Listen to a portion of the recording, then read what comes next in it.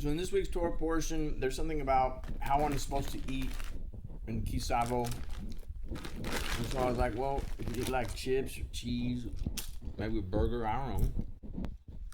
And it got me thinking about some things here and there. And one of my grandfathers, Hugh, was the former police chief of Sault Ste. Marie in Canada. I guess he quit and he was married and then he got a divorce and then he arrived in the States. He was a first generation American, but not from Mexico, from Canada.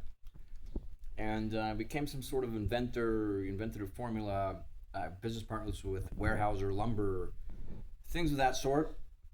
Got two separate investments of $1 million back in the 30s or 40s or something like that, or the 50s. And in today's money, it's like a 30 or 40 or $50 million investment.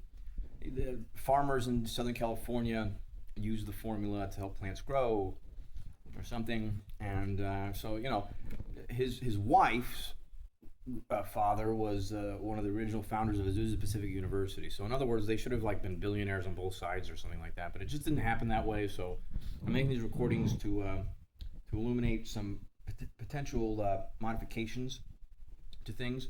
So for example, if you have to go to timeout for a while, and you know, in some worlds, or people go to timeout, there's various ways to, you know, if the other children, so to speak, know that you had to go to timeout for something, it makes, when they go back and start to play with the other children say, well, I don't want to go to timeout, so, you know, whatever.